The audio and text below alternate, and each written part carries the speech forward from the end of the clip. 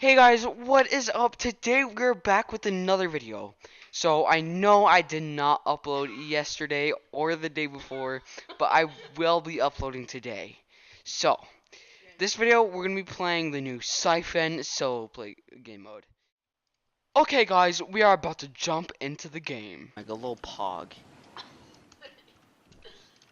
Why do I have alt bounded to my edit? What the heck? Oh my gosh, guys. Oh my gosh. I found a pump. If you want to play with me, add me. Here's my address. Hey, Vsauce, Michael here. And the year 6009 will be the very first year since 1961 that a year, when written in Hindu-Arabic numerals, can be inverted and still look the same. But you and I probably won't live long enough to enjoy the year 6009. Human lives just aren't long enough. We will miss out on that. What other cool future events will we be missing? Well, first of all, you and I will probably be gone before the completion of the Time Pyramid in Wimbledon, Germany. It will eventually be a pile of 120 concrete blocks, but the builders are only adding one block every 10 years. Since beginning in 1993, they've added only the first 3.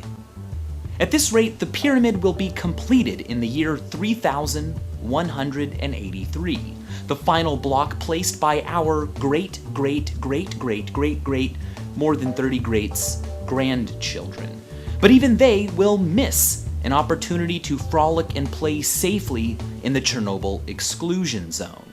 The zone of alienation, where radioactive contamination from the 1986 disaster will remain at levels too high for safe human activity until not the year 4000, not the 5000s, not the 6000s. It will finally be safe probably in the year 22,000. Possibly within our lifetimes, but definitely within the next 1 million years, stars like Betelgeuse and Eta Carina will explode in brilliant supernovas visible from Earth. I'm bummed I'm probably going to miss out on these events because for a few weeks it will look almost as if Earth has 2 suns. Despite being hundreds, thousands of light years away, their supernovas will shine brighter than the full moon at night and be visible even during daytime. But the real sky show comes in 3.75 billion years. Our galaxy is full of stars. Viewed from the surface of the Earth, they look like little drops of milk in the sky, which is why we call it the Milky Way galaxy. But all galaxies are named after milk. Milk, lactose, lactic, galactic, galaxies. And every drop of milk in the sky, every star that you can see, is inside our galaxy, the Milky Way. But there's a blurry, distant shape, this one. It's not a star, it's not a cloud of gas in our galaxy, it is an entirely different galaxy, the Andromeda Galaxy, and it's 2.5 million light years away from our own.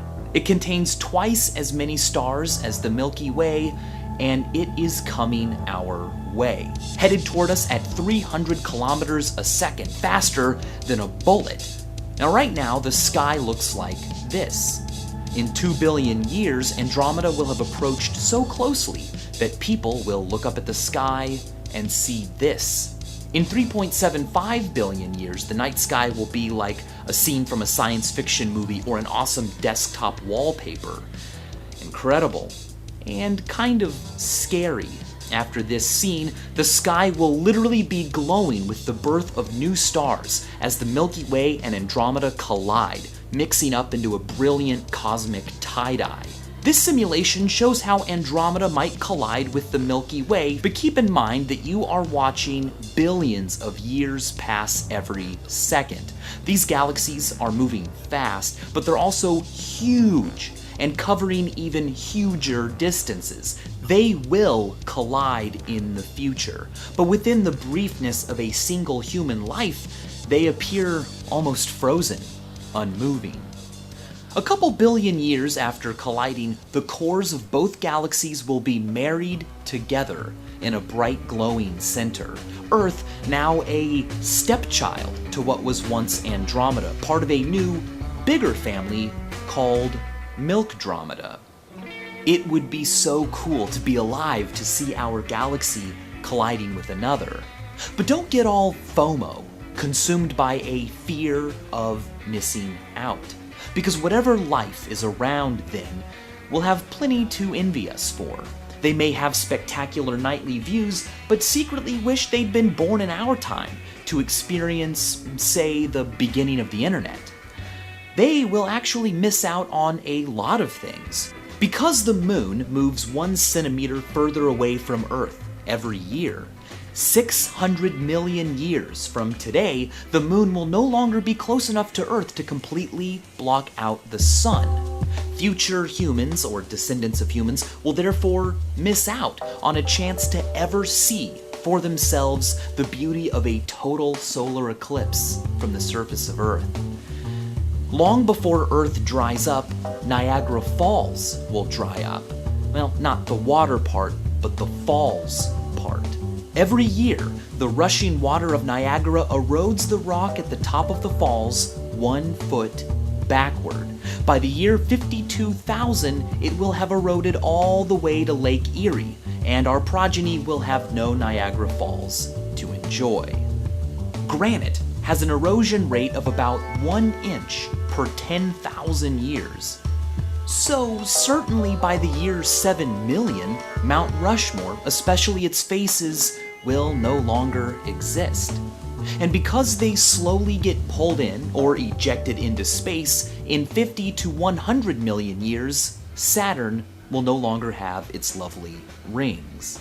So life on Earth in the future might have awesome supernovas and galactic collisions to look forward to, but they probably won't have Niagara Falls, Mount Rushmore, total solar eclipses, or Saturn's rings.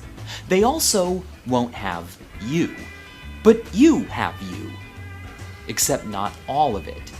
Babies don't begin to form episodic memories right away, meaning that you missed out on. You don't remember 2 of the most seminal events in your life, your conception and your birth. But you can experience a bit of those moments right now. First of all, when was I conceived.com lets you enter your birth date and get back the week your parents probably made you happen, as well as the #1 song and the #1 movie of that week, which may have also been involved. Light travels quickly, the most quickest in fact, but it can take a photon millions of years to escape from the interior of the star it was created in through nuclear fusion. It takes time, just like your own gestation in your mother's womb. Newly conceived photons struggle through a dense, stellar jungle of atoms and molecules and electrons that absorb and re-emit the photon, taking a little bit of energy from it as it randomly rolls around like a pinball. Sometimes, after thousands or millions of years, its random walk finally leads it to the star's surface, where it pops out into space, in a way, is born. A lucky tiny percentage of the photons that reach the surface of a star find themselves on a path that will intersect with Earth. And if you are lucky, those photons will end their journey by being absorbed onto your own retina. If you enter the date of your birth or the approximate date of your conception into this online calculator, you can find a star that is as many light years away from Earth as you are old. When you look up at that star today, you are seeing light that left the star the very month you were born, or photons that left that star and entered space when your entire body was just 1 cell. Space is really big, and your life is very short. But space is so gosh darn big, you don't have to miss out on everything. And as always, thanks for watching.